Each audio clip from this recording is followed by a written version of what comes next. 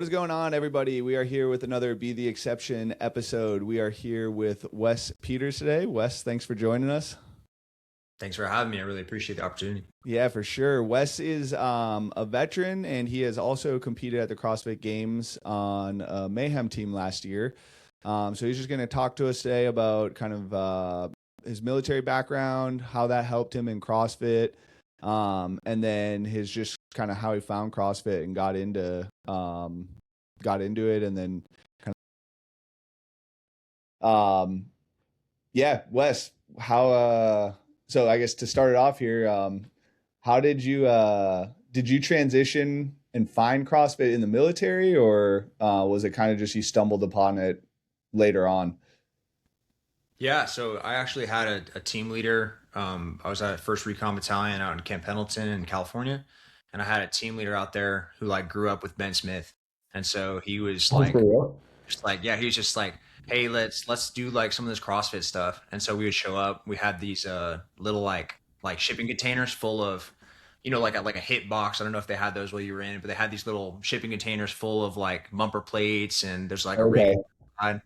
And he was like, dude, like let's just like find some workouts online and start doing them. So we started doing them probably like once a week, and we Yeah. kept for a couple months. Yeah. Wes and I shared the same MOS actually. I was like well before him to date myself.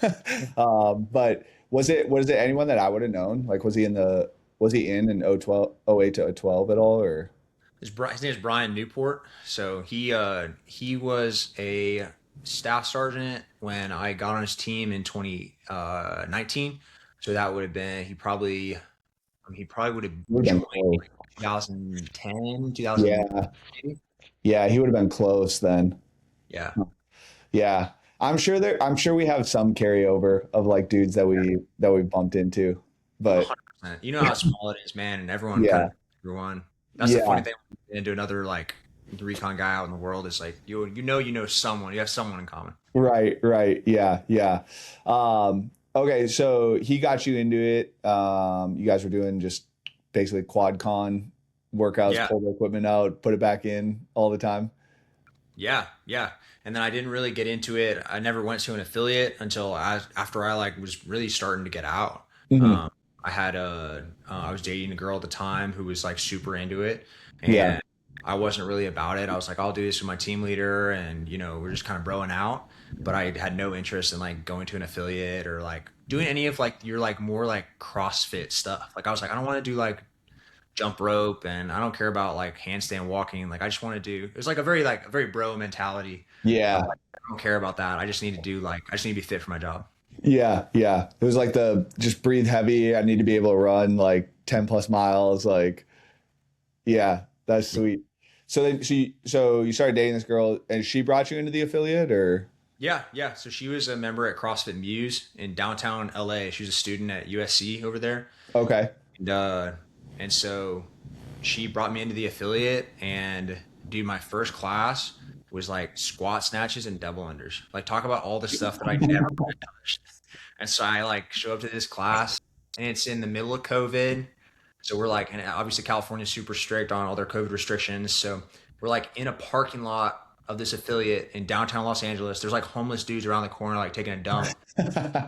I'm like, we're still like wearing masks and stuff. And I'm trying to learn how to snatch on these like, we rolled out these like stall mats Uh, into the parking lot, and trying to like do a double under. Dude, I couldn't even do single unders. I was so uncoordinated, like no real sport background. I ran cross country and track through high school and college, but I had no coordination whatsoever. yeah.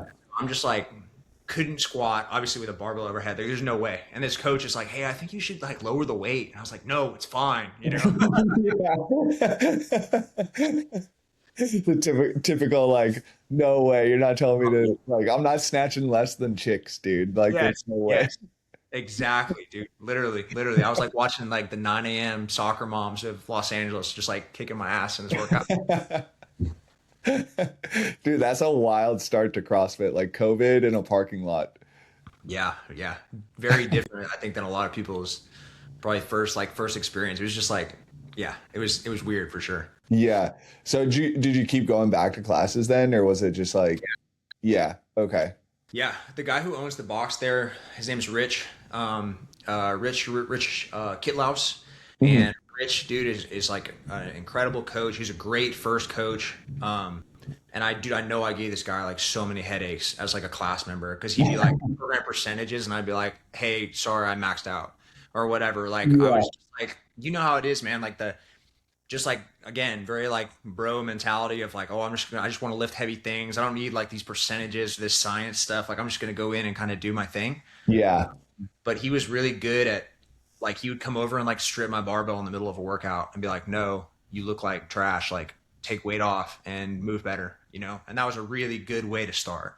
Yeah, that's super fortunate because there are so many coaches out there that just be like, yeah, I'm just gonna let you do your thing, and like you can crash and burn and find it out on yourself. But most of the Yeah. time, that just ends up in people getting injured. So that's sweet. So were you living out in LA then? And Yeah. was this after you got out, or was this where you're still in? No, no, this is what I was still in is as I was like on my way out. So Oh, okay. as I was getting out, I started living with my girlfriend up there, and we Okay. lived downtown LA. So we lived on like Fifth and Hill, which if you watch like any like TV shows or anything or movies, like the jewelry district in LA is where we lived. So like Hmm. you see like it's crazy now because I'll like watch a TV show or watch a movie or something. I'll be like, oh, like that's like a block from where I used to live. That's Um, crazy. it's a very like famous part of the city, and it's like if you're filming in downtown LA, you were probably within like 2 or 3 blocks of my apartment, which is cool. Dude, that's nuts. Yeah. That's sweet. So how long were you at CrossFit Muse for then? So I was at CrossFit Muse from 2020, would have been the beginning of 2020, or no, the end of 2020. No, sorry, middle of 2021 Okay. until um, like the fall. So I think I started. I think my first class would have been like March of 2021 or maybe April, and then I left. My girlfriend at the time moved up to Palo Alto, Hmm. to PhD, and so I actually ended up moving back down like full time on base, and I was on base down at Camp Pendleton, going to a box called Pacifico down in Oceanside after that. Okay. Man, I feel like no, I haven't heard of that one. I'm thinking of I think Paradiso or something like that. That's an LA one for sure. Okay, okay, yeah. I used to pull up their videos all the time for like movement stuff. um, okay, that's sweet. And then so you got out in 2022 then, or Yep, I okay, got in 2022 in April. So okay, yeah, when I got my D 214 and picked up and like moved across the country. yeah. Over. Did you move to Tennessee after that, or No, no. So it's actually kind of a funny story. I was thinking about this actually when we were at Fish at the Coast, yeah, like a couple weeks ago. But when I was this girl I was dating and I ended up breaking up and I was getting out of the Marine Corps and I was kind of like, well, what do I do? Like I'm kind of in this limbo of I don't know what I want to do with my life. I really like this CrossFit stuff, but I'm like, dude, I'm like 2000th in quarterfinals. Like I'm not. This is not yeah, something I can like be like, hey, I'm gonna kind of orient my life around this. hmm, So I had a friend that I had met through CrossFit who owned a gym out in Bethesda, Maryland, okay, like a DC suburb. yeah, And so it's actually where Walter Reed is. Um, oh, okay, so anyway, he told me he's like, "Hey, I'm if you ever want to come out and coach for me, we can try to make something work." And that's yeah, what I ended up doing. Like I got to the Marine Corps on Monday morning at like noon. I got my D 214. I was out of the Marine Corps. I like had all my stuff already packed in my truck. I just started driving for Maryland. So I like hell got to Maryland. So I did it solo. I just had my Silverado. I threw my Ducati. I had a Ducati at the time. I threw my Ducati in the back in the bed, and I had all my like everything I owned in the backseat of this truck. yeah. I like drove. I think I drove until like Texas, and then I like was like, okay, I'm falling asleep. Like, let me pull over. I took a little nap, and then I drove to like Missouri or some random flyover state. I'm like nap, drive another like 8-10 hours. That's crazy. I made it to Maryland like Wednesday night. It was like a 40. I think it was a 40, like 48 or 49 hour trip total. Damn, that's crazy. That's nuts.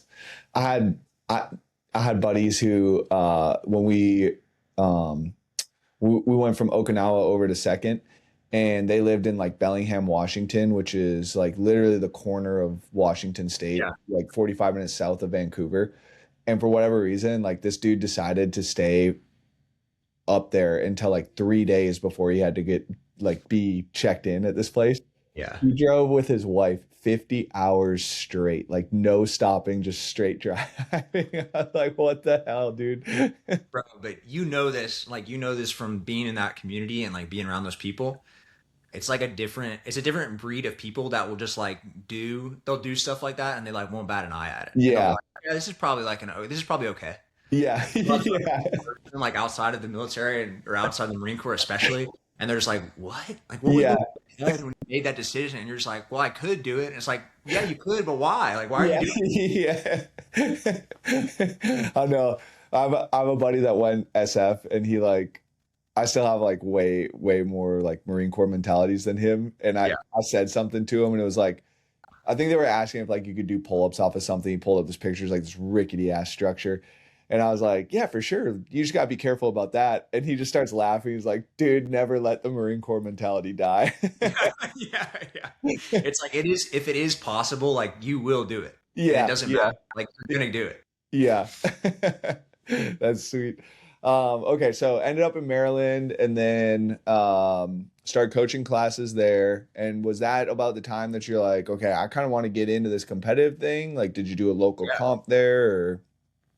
Yeah. So when I left California, I just finished up quarterfinals. Like I did my first open and quarterfinals in 2022. And then I was like kind of like, okay, what do I want to do? And this gym that I moved to coach at in Maryland, CrossFit Bethesda, which is a great gym. One of my good buddies still owns it. But he was going to Syndicate Crown that year, 2022, as an individual. And so he was basically like, hey, dude, like you're kind of like dumb and tough and a little bit fit. Like you can just do all my training with me. And so I just like dove headfirst into training. Yeah.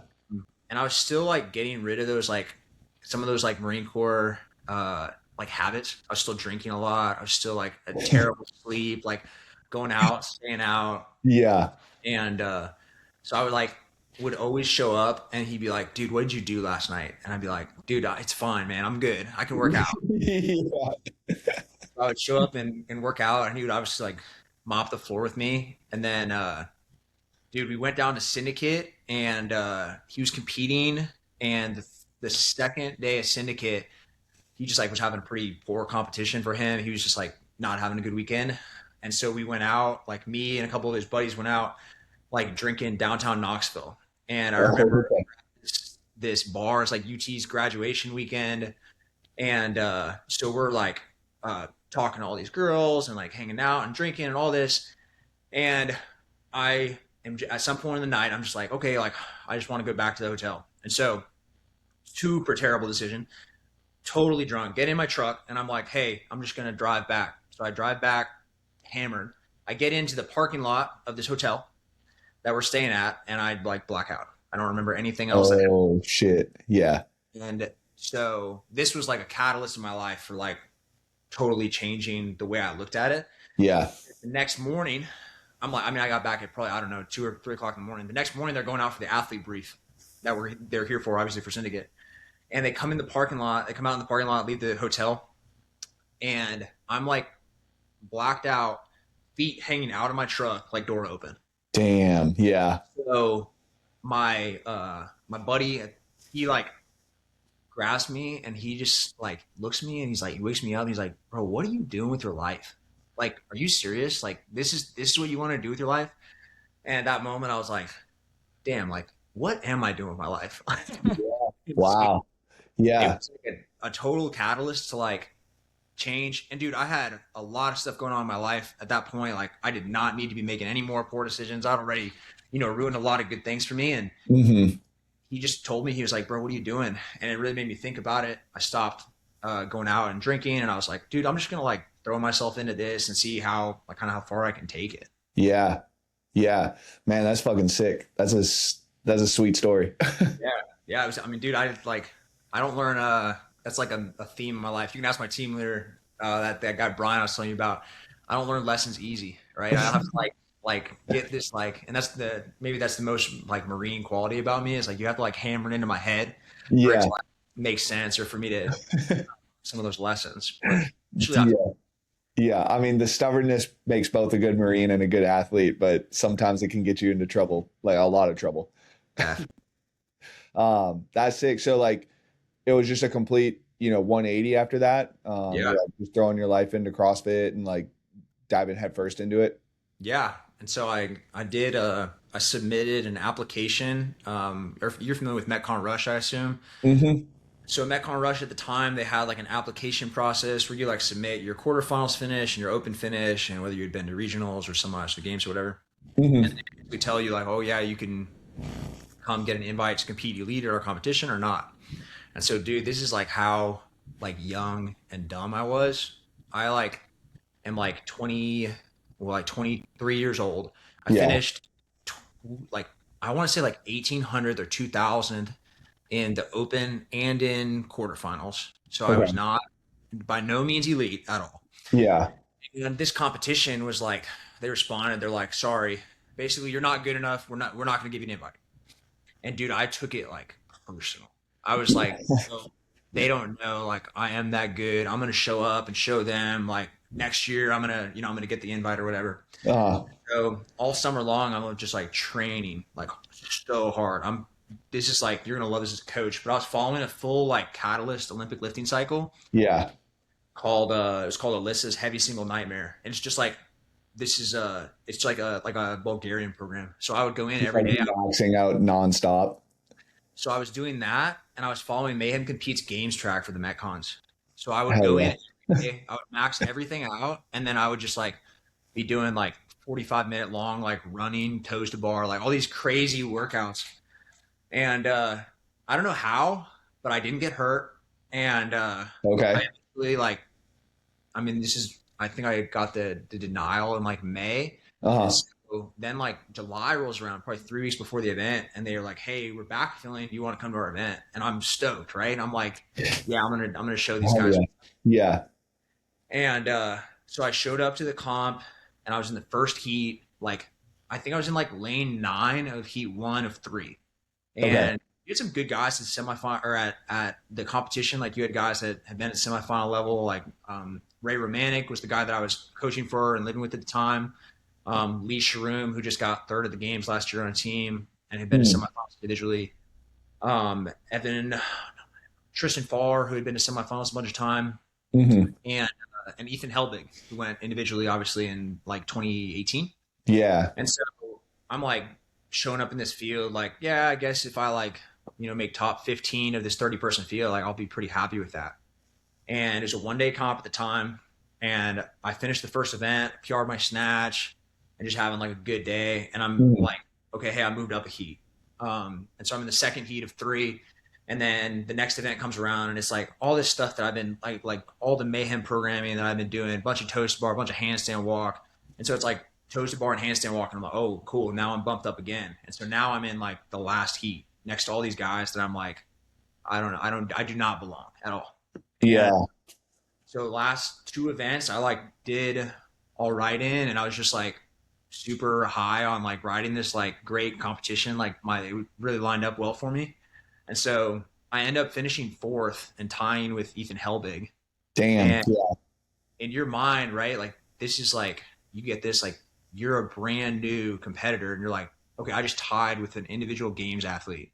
And Hmm. obviously like the dude is coming off an injury. He hadn't been training a whole lot. Like I was not as fit as Ethan Helbig. But the events lined up so well and I was just like, oh, okay, cool. I'm gonna be good. Like I'm gonna be so good and I'm gonna go to the games next year. I'm doing I'm like in my head just like building this thing up. Yeah. Yeah. But yeah, then like just continued to compete and was around the gym scene in Maryland for a little while. Hmm. So Yeah. So after that, like you obviously had a pretty successful like first big comp. yeah, Um, did you just continue to gain confidence with like competition after competition, or was there like any sort of like setbacks that you've had since that competition or totally, dude. That competition is so funny. Like, I look back at that and I'm like, dude, if only I had known like what would come after that. Because like that's my first elite competition experience ever. Yeah. And it's still to this day like one of my best like elite finishes ever, right? Yeah. Nothing Yeah. competing against better fields, and you can say all this stuff you want, but it's still like one of my best finishes ever. And so then I was like, okay, well, obviously, I mean, I just beat an individual games athlete. Like, I'm going to go to Wadapalooza. And so I do Wadapalooza. I missed Wadapalooza by like 5 spots for Damn. RX. Yeah. RX. So then I'm like, okay, well, I'll go team. I end up going team with a couple guys from one guy from North Carolina who I'd never met, and then another guy from Mexico who I'd never met. Okay. So I don't know if you might know these guys. Brandon Four is one. He's actually an old SF guy, but he's out of where out of Bragg in North Carolina. And Okay. then the other guy's name is Juan Cruz, and he's just like, Oh, I coached him for a brief period of time, but I coached his sister for a very long time. right? Yeah. Yeah. Mate. Yeah. Yeah. Yeah. So I went with those guys to Wadapalooza. It's like my Okay. first like really real big competition experience. And then after that, I ended up leaving CrossFit Bethesda, and I started working over at 12 Labors CrossFit, which I'm sure you're familiar with. Yep. So I worked at 12 Labors from 2023, like the beginning of 2023 until the end of 2024. Okay. And during that time, 12 Labors obviously has like a big reputation for doing teams. Yep. So at the time, 12 Labors had 2 teams, and I got tossed on the second team. Okay. Just like another learning experience of being like, okay, coming in and being like, okay, I'm definitely, first team material. And, just getting a lot of it, man, is getting humbled, Yeah.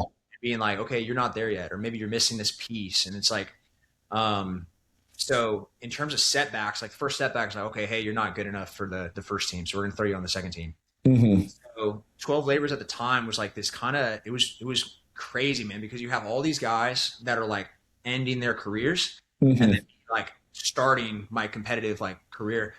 And so, probably all these guys, Drew Wayman was at the gym. So Drew Wayman was on my team. Mitch Ware, who's another like OG. Yep. So you have like these dudes coming in and they have, the owners are 2 dudes that that got second at the games on a team in 2018. Yep. You have all these guys that are like, guys that have already been there, done that. And me, who's like brand new and just trying to figure it out. So, our team that year, before we went down to semifinals in Orlando, the owner of the gym told us, he's like, hey, like we won, or we got second at the game 2016 or whatever. He's like, you guys are better than us. Like, you guys are definitely going to the games. And so in my head, I'm like, yes, finally. Let's do this. I'm like, I've been working for this for so long. It's like 18 months. Yeah. And he's just like, yeah, you guys will definitely, you got probably 3rd or 4th at worst. And dude, we got 28. That year was real hard for teams, honestly. Like, especially if you were new, like that, and that East region was stacked too. Yeah. That year. 100%, dude. It was a really hard year.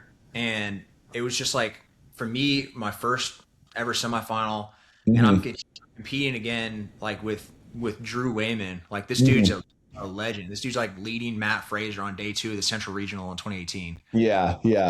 Even this guy that has like endless competition experience, has barely missed a game as an individual like 3 times.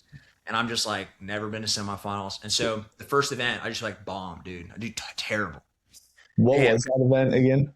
It was echo bike, run, sandbag hold, like a 200-pound sandbag hold. Oh, that was, and then worm clean and jerks.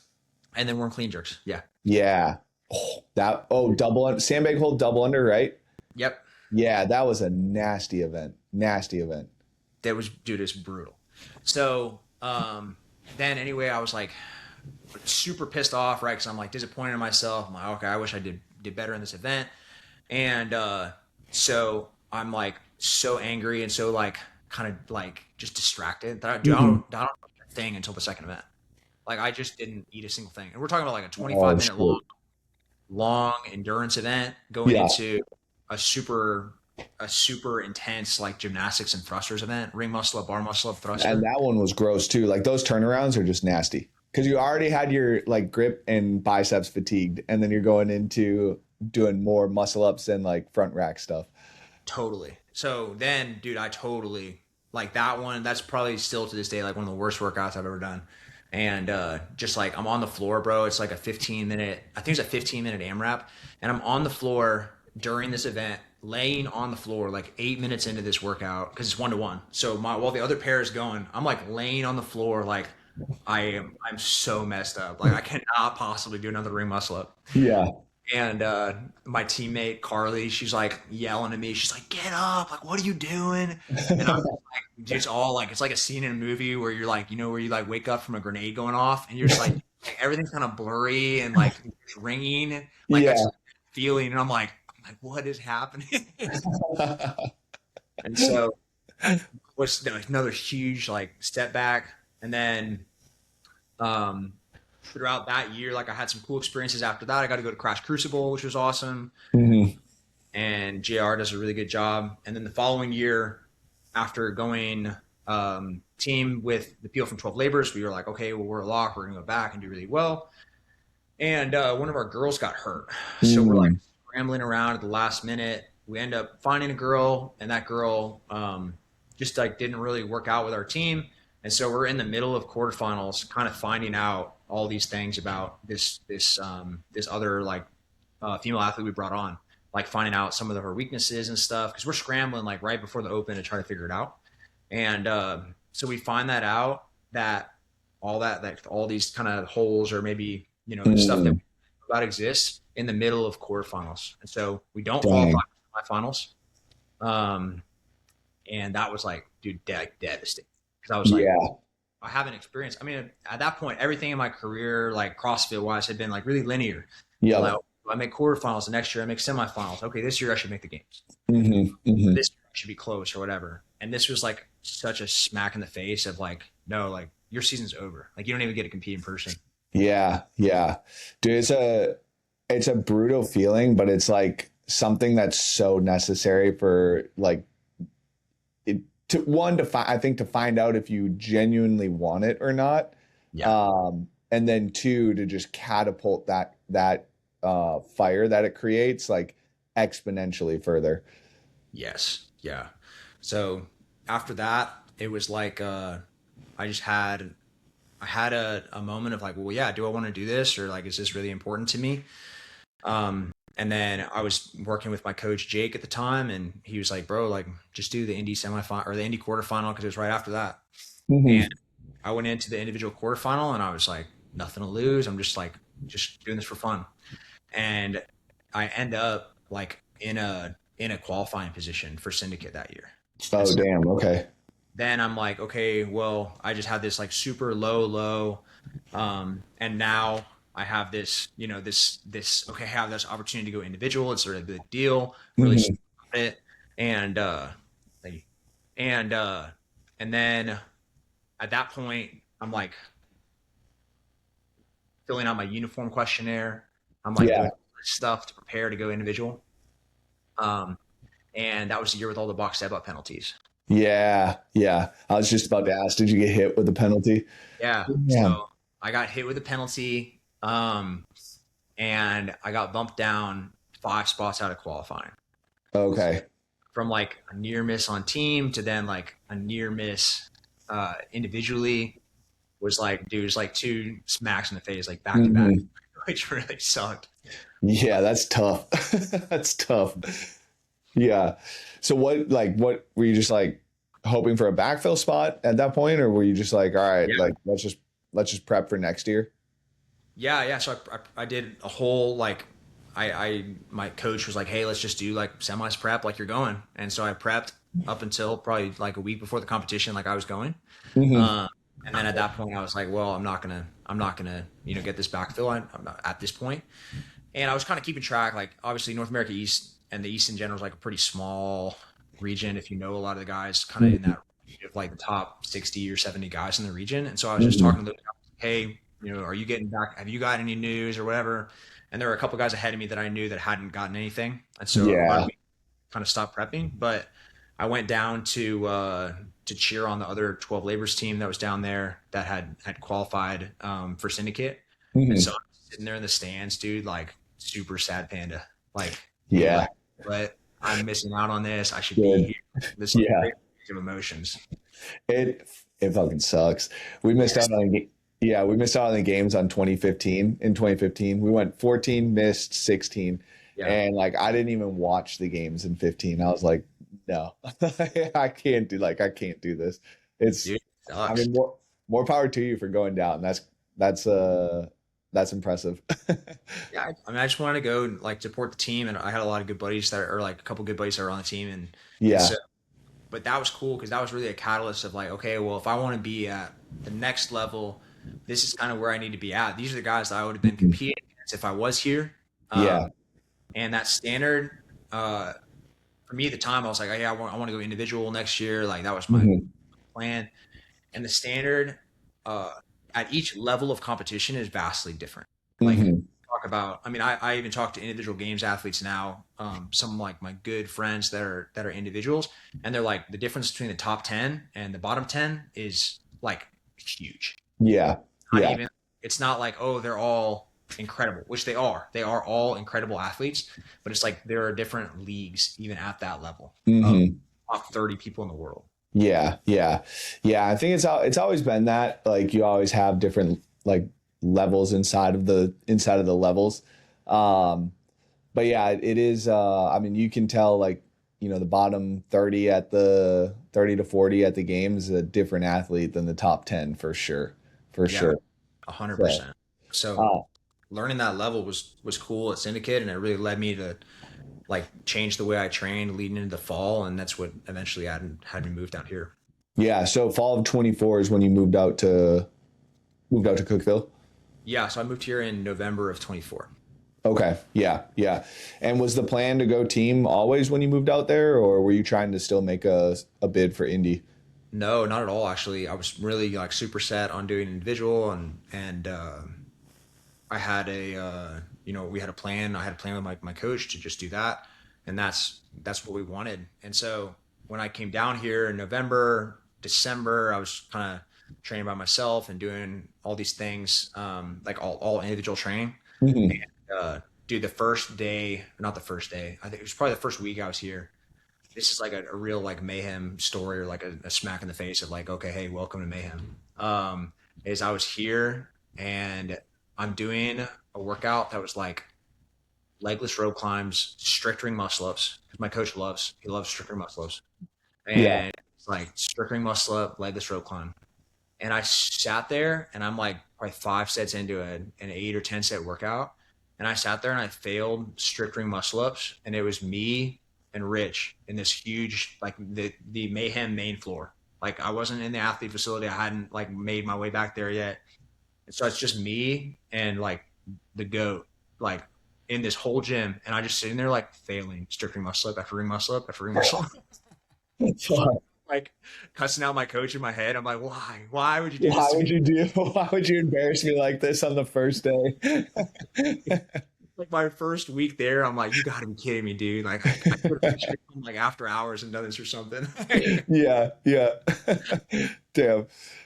Did Rich say anything to you, or you just like No, he's just dude, he like, was like that was like the worst part, right? He's like just like looking over every once in a while, and I'm like, I know he's watching me just fail, and he's like, I'm not yeah. gonna say anything. Like I'm just gonna let it. Damn, damn. Um, yeah, yeah. So the plan was to go individual, and then what kind of changed that to go team? Yeah. So my teammate, my now teammate Dalton, Hmm. Dalton came up to me and we just kind of talked briefly. And they had gone to Syndicate actually the year prior when I went down to spectate.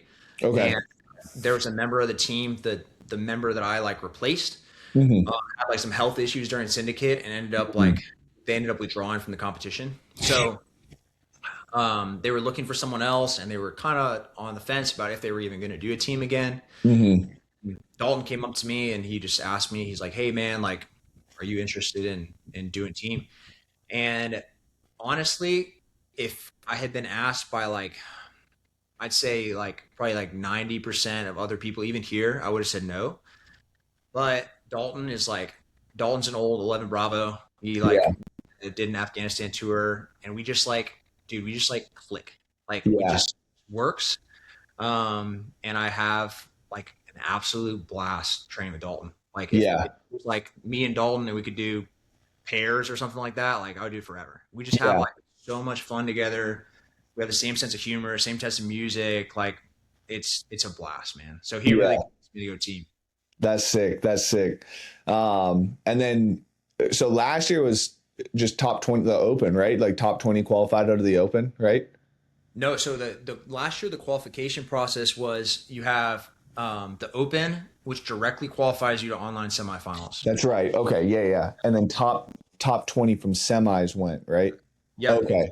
Yeah. Yeah.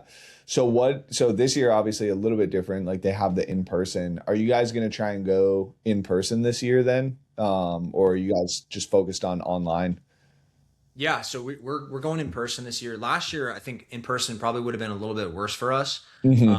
we had there's a girl on my team, Rebecca Devine. She's Hmm. awesome. She's like Yeah. she set the back squat in competition record of the Yeah. games, Yeah. three Yeah. five. Yeah. I Like remember seeing that. That's crazy. cut weight like from her bar to like do our opener. Like that's how strong she's so strong. Yeah. Um, but she had like a really big deficit in her running ability, and Mm. so going in person, you can almost guarantee there's going to be running. But then Hmm. online, what did they have last year in team semis? They had 800-meter outside run. Yeah, but you could hide it by just ripping pull-ups and just letting that person recover for, 2 minutes. Yeah. So even with that though, we're like running pretty close to like 330, 340, 800 meters, Hmm.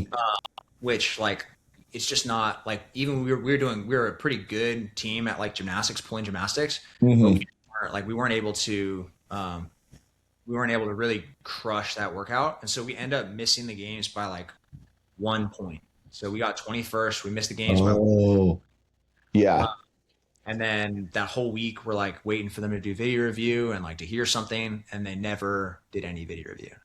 So that's then right.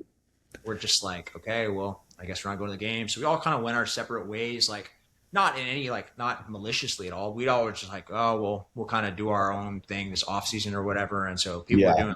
I was signed up to do Mekon Rush, and Dalton was doing wanted to do Crash, and Kenzie was doing WFP. And so we're all kind of separate ways. And Hmm. then I get a call from Dalton like middle of the day, and I'm like sitting on my couch. This is the most anticlimactic way to qualify for the games ever. But I'm like sitting on my couch, and he's like, "Hey, bro, like we're going to Albany. Like some team just like one of their members got hurt. They don't have an alternate, so like we have 3 weeks. We have 3 weeks, and we're gonna go to Albany. Oh shit. Okay. You Yeah, guys got like a late backfill. super late. So we found out like the first week of July, and then we were in Albany like July 25th. Okay. We're trying Man, to that, avoid any of that. Like, obviously, we're trying to avoid a backfill. I'd say that's like a pretty safe thing to say, but we're always trying to avoid that. But yeah. we're trying to avoid any of that like online stuff at all this year. So we had a couple options. Beginning of the year, you can obviously qualify in person Hmm. or via the online semifinal. But the way that the spots are allocated, there's only 3 spots in North America at all. So for in-person events. So Oh, okay. Yeah, yeah, yeah. the only event that's qualifying in person to the games is going to be Syndicate. Okay. And so, dude, with the way that the North American field is, that for us was like, hey, that's gonna be a reach to like, no, we can go in there, be confident, we can do Syndicate and qualify top three out of that to go to the games. Hmm. Because last year at the games there were 20 teams and 14 of them from North America. Yeah, yeah. For you to go in and be like, hey, if you know you're a podium team, then you can go to Syndicate and you can duke it out, and I hope it goes well. But at this point, we're like, hey, that's not where we are right now. So we ended up doing a qualifier for Copa Sur down in Yeah. Brazil, and Okay. so we did the Copa Sur qualifier, and all of our videos have been approved. So we haven't officially got the invite yet, but all of our videos are approved, and so we're going down to Brazil first week of May. That's sick. That's exciting. Have you been down to Latin America yet? Or I went to Cuba a couple years ago, but you went to Cuba? yeah, yeah. How'd you do that? It was actually through an NGO that my dad worked for. Oh, So okay. yeah, yeah, no, That's crazy. it would have. I've always thought it'd be awesome to do like an MSG tour or something like that. I Yeah, thought that would, yeah, yeah. but I never did any of that stuff in the military. So my dad worked for an NGO, and I got to go to some like pretty cool countries. I went to Cuba, Sudan, Ethiopia, like some pretty messed up places, but That's sick. never outside of that. Never been South America outside of that. Okay, yeah, yeah, yeah. Yeah, so I love Latin America. It's a ton of fun. I've just been down to Colombia and then a couple like uh Caribbean islands. Oh, and sorry, in Panama too. Yeah, yeah, yeah. So, What do you like about it? Like, you love the culture, dude, you love the food. yeah, dude, I don't know what it is. It's just like the culture is awesome. I Yeah. love the people down there. The food, dude, anywhere outside of America has amazing food. Did you deploy anywhere or when you No, were in? I No. never did a deployment while I was in. Dude, I spent a year and a half in Japan, and like to this day it is like burned into my brain how good the food was there. It's like 15 years later. I'm like, God, I wish I could just go back and eat for one day. But yeah, Latin America has great food too. Panama surprisingly has amazing food. So Dude, I uh believe it. I feel like Panamanian food has got to be insane. I know. yeah, I don't know, dude. Something about speaking Spanish just makes you better at making food. Like, I don't know what it for is, man. sure. And I say that in all love. Like, my girlfriend's from Madrid, and so Okay. Yeah.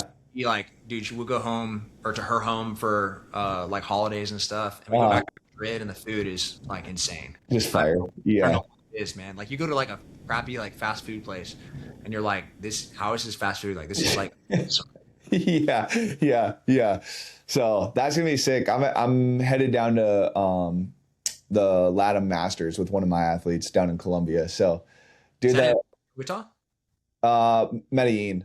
Medellin? Yeah, Nice. yeah. So but I feel like LATAM is just like blowing up for CrossFit too. Like it just seems like a fun place to compete at. So it'll be Yeah. interesting to hear your experience from Copa Sur.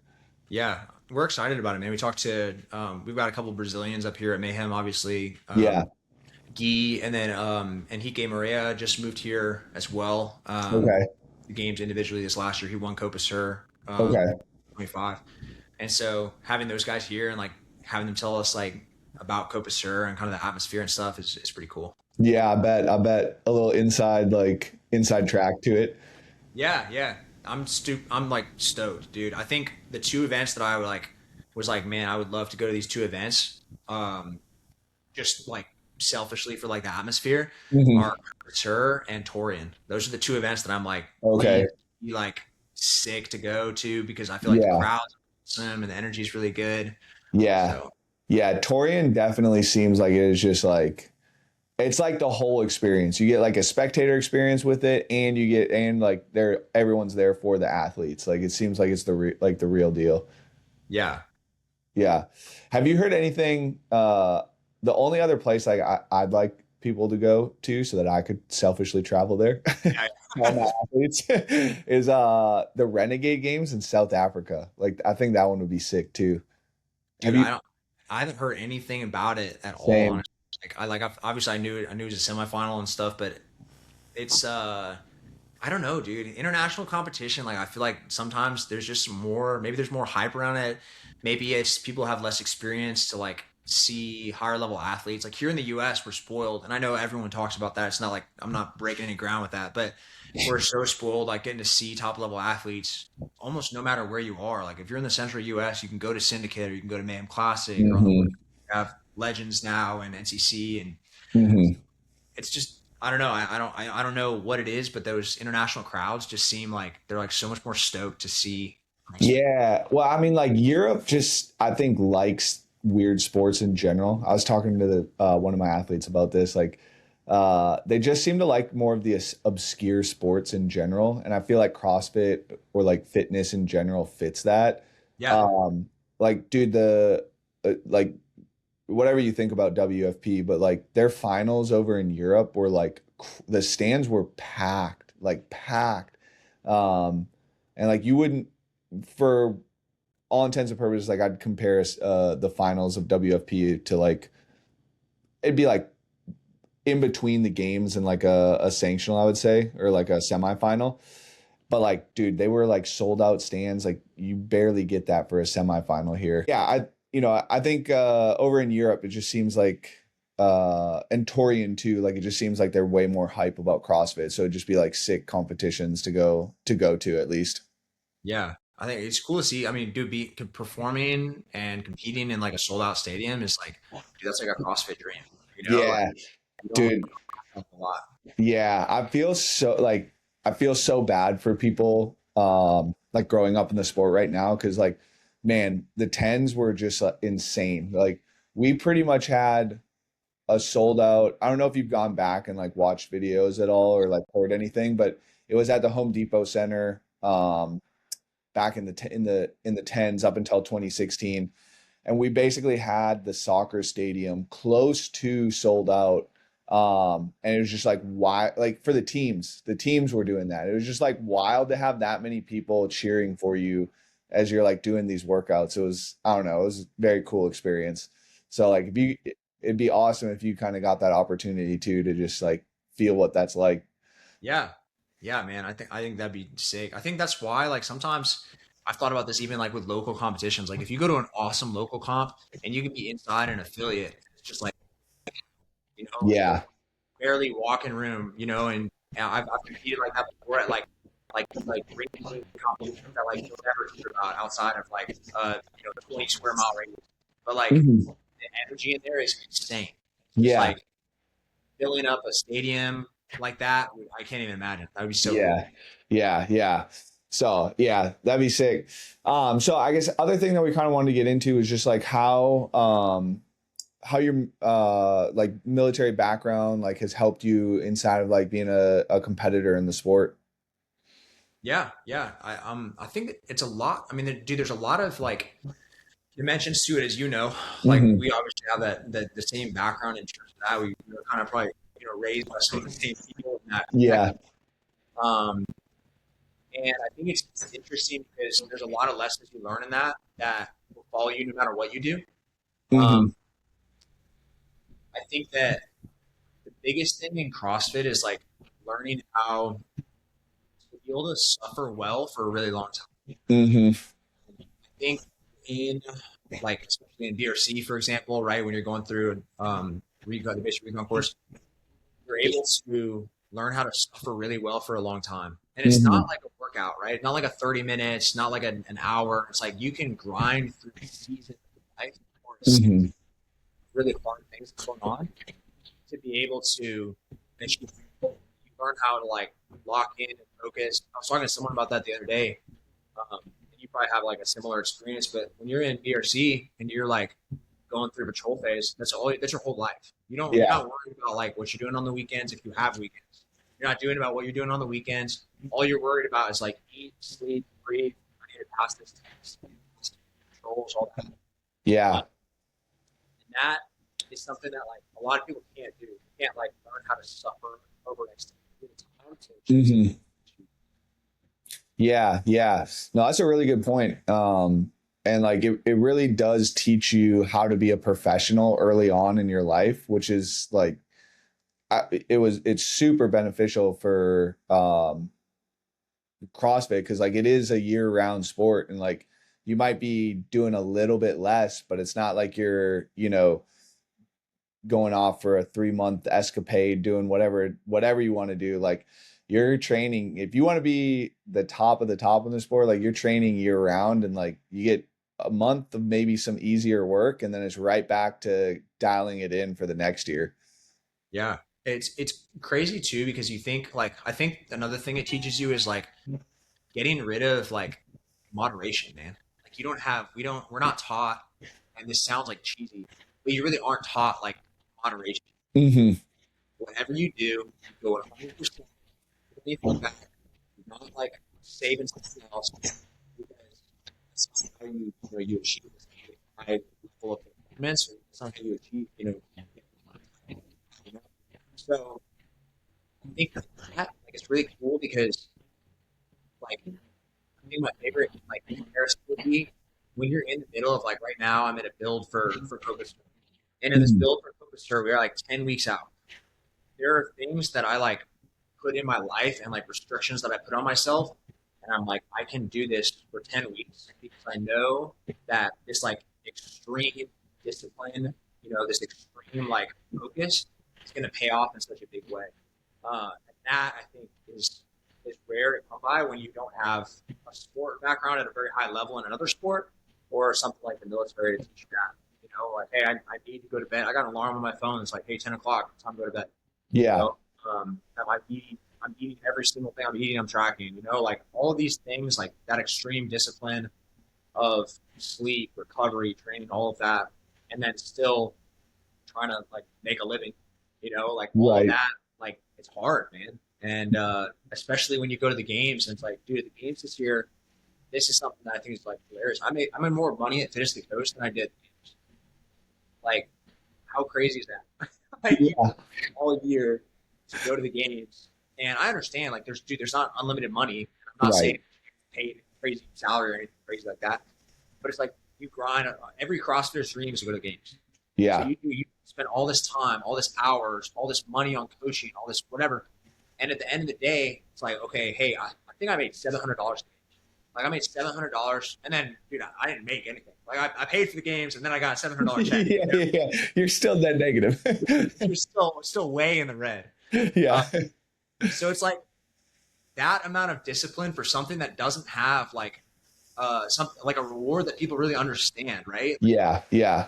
the reward is just like, okay, now you get to work hard and do it again. You get to Yeah. try to be better next year. Like Yeah. that's your, Yeah. Yeah. Yeah. It's something that's so satisfying in that though, like just being able to understand like, man, I'm not like your hard work is the reward. And like, at the end of the day, like, and you've lived it now, like you don't get anything from that, but like you get to look back 20, 30 years from now and be like, nobody's fucking taking that away from me. Like I 100%. did that and I accomplished that. And I'm like, I get to live with that for the rest of my life. Um, and then just understanding that you are capable of doing something like that, I think is a huge win. And it it can help propel you, I think, later on or for future endeavors as well. So while it doesn't seem like it pays off right now, I mean it Yeah. doesn't, but later on down the road, I think you know you learn and make good enough connections that it will pay off down the road. Yeah, I think it's similar in a lot of ways to like the reconnaissance community and Yeah. coming from that, like, no, you're not making any crazy money. No, you're not getting any kind of recognition, anything like that. Like that's not why you do it, obviously. Right. But you look back and you're like, wow, the lessons that taught me now help me in my life, whether it's Mhm. business, it's sport, and whatever. They're helping you so much. And it's like those intangible things that it taught you, just going far. Mhm. All those things, whether or not you're using the hard skills that you learn doing that, doesn't matter. Like you're using all those soft skills. Yeah. Yeah. Yeah. That could probably be like its own whole podcast, like hour-long podcast about what you learned from the military. So How do you use that now, like from a coaching perspective? Like what are the biggest things you take from your background, both in sport and in the recon community, and kind of bring into now? yeah, I think, but like I'm obviously a little bit older than you, so like I've had a lot of shifts in how I've approached coaching over the last, how long have I been doing this now? 14 years, I think, something like that. And like up front, a lot of it was kind of like, hey, just bash your head into a wall until it's bloody, and then you're just going to keep going. Yeah, And that kind of followed how I was as an athlete as well. And I think over time you get to see, like, this is one thing that I think is like fascinating about coaching is like, as an athlete, you live one life cycle of an athlete, right? And then you step away from the sport and you're no longer in it. But as a coach, you live multiple life cycles of athletes and you kind of learn along the way as you go. I think the big thing that I started doing was like pushing, pushing, pushing. And now as I've kind of aged and like watched more life cycles, is it's trying to teach people to be a little bit more patient about the process and like coming to terms with like, dude, this is going to be a 3-year thing, 4-year thing for you to get to the highest level in the sport. And like you might you might come up on 4 years and be a bubble athlete, like 4 years of training, not CrossFit, but like training. Yeah, yeah. Like I think back in 2022, I did an analysis of like everybody qualifying for the games, and the average number of open performances was 6 back in 2022.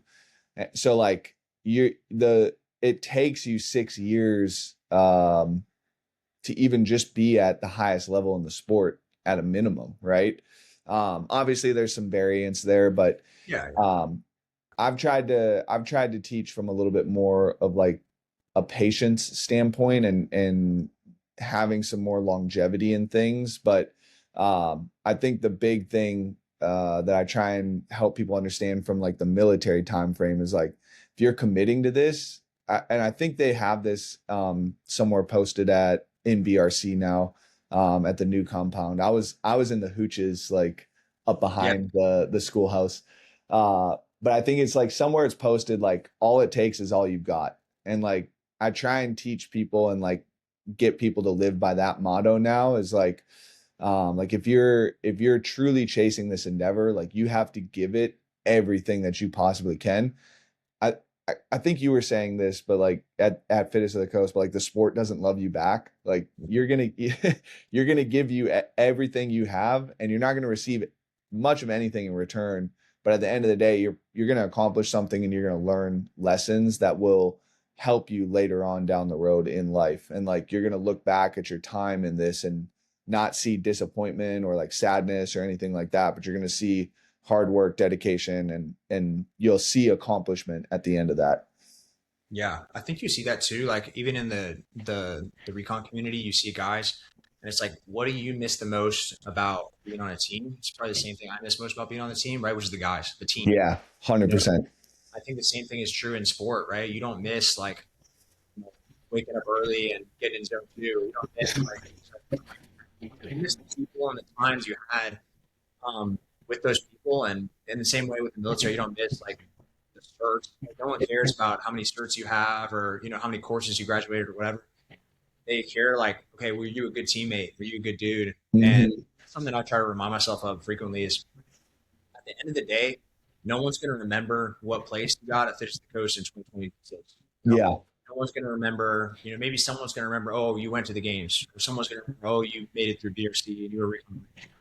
But at the end of the day, the most impactful thing you can be is there for mm-hmm. someone that's like an influential figure in someone's life. That dude is, in terms of like a long term, like looking over the course of your life, is so much more important than any like Mm-hmm. placement, than any of that. And that's easy to forget when you're like in the grind though, because you're like, For oh, sure. if I Yeah, don't like me recently, it's been, oh, if I don't make the games this year, or my team doesn't make the games this year, right? There's a failure. And it's like, yeah, when we set out our goals at the beginning of the season, right? We want to go back to the games. We want to do really well at the games. But at the end of the day, like if I have a blast with every single person I'm doing this with, right? And we are all like getting better, we're all improving, we're all moving the right direction, right? And we're improving each other as people, then like that's a win. And that's hard. That's really hard as an for athlete. sure. It's really hard as a Marine to be like, oh yeah, it's okay if we fall short. It's Yeah, like give everything you have, like you said, like all it takes is all you got. So if you're giving everything you have, I know, I'm not staying up late, I'm not going out and partying on the weekends. Like I'm doing every single thing in my power to be the best athlete, the best teammate possible. Like that's powerful, man. Like, you know that your effort is going to be enough regardless of like that result. yeah, yeah, for sure. Yeah, the effort is a big thing. And it's tough to get people to understand the effort side of things. But that was like one thing that BRC, like, man, that BRC will beat that into you. Like, and just being in teams will beat that into you for sure. Yeah, yeah. Want to be a good Um, but yeah, I think maybe just start wrapping up here. But what you got any parting thoughts or parting other words of wisdom here? Or No, thanks for having me on. I really appreciate the opportunity. Like I said, I mean, dude, I think I like stumbled across your Instagram at one point, and I think I put the dots together. I was like, oh, he's a recon guy. I know you told me that, and I was like, damn, what fucking target indicators do I Dude, you can see him from a mile away, dude. I had need? it was funny. When I was coaching up at 12 Labors, actually, I had this guy. And this is just like this is just a Marine story. But I had this dude who was in my class, and he was a drop in, and I looked at this other guy, and I was coaching the gym, and he was an old Navy guy, and I said, "Hey man, that guy's a corpsman. Like he just looks like a corpsman. I swear, Yeah. I don't know what it is. Like you know what I'm talking about. Like I can't Yeah. explain it to anyone. But, like he Yeah. just looks like a corpsman." And he goes, "No man, I think he's in the army." And no, I'm like, "No man, that dude's a corpsman. Like That's a he cool. has the look." Yeah. And never talked to the dude before in my life. And so the next day I come in and he's like, "Hey dude, I talked to him. Guess what? He's a corpsman." And I was like, "Dude, I know. Like I knew it." I knew it. You just like you can kind of spot it, dude. Like I don't know what it is, and obviously social media is easier because you can like go back, a million years Right. and kind of put some dots together.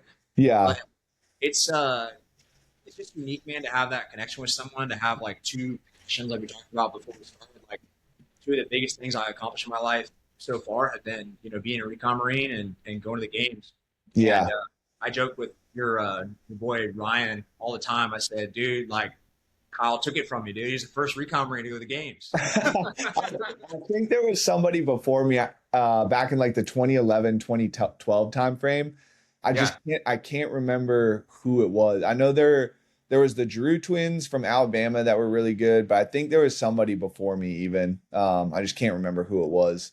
I mean, maybe back even in the 08, 09 time frame, somebody probably went from Pendleton or something. But yeah, it's a good legacy to just kind of watch the community still has somebody like representing it at the games and at the highest level. Yeah. So yeah, it's cool. Definitely a testament to like the kind of people that they put out. So it's cool. It was great to meet you at Fit as the Coast and just likewise. have that just have that instant connection over some shared experiences. Not many people have spent a month of their life in Tolega. Yeah, for sure. So well, thanks for coming on, Wes. How do people find you? I'm on Instagram at Wes Peters _ something like that. If you search Wes Peters, yeah, that's it. Cookeville, if you guys are ever in town, I always tell people like Cookeville's one of the most friendly places you can go. It's awesome. I grew up in a small town, and it's the same thing. Like people are very friendly here, so I always extend the invitation to people if you're at the gym and you want to work out. We have people all over the world that'll stop by. Like that's one of the products of being a man, but people all over the world stop by, and like sometimes they don't even speak English, and you're like, hey, like we speak the CrossFit language, like T2B, like this is what we're doing, Yeah, So if you're ever in town, like it's a great place to drop in and for sure. And same thing at competition. Yeah, sweet. Well, yeah, thanks for joining us, Wes. If you haven't yet, please like and subscribe. Please follow Wes on his Instagram profile to follow his journey this year down to Copa Sur and hopefully to the games. So thanks for coming on again, Wes. Appreciate it. Yeah, we'll talk to you guys later.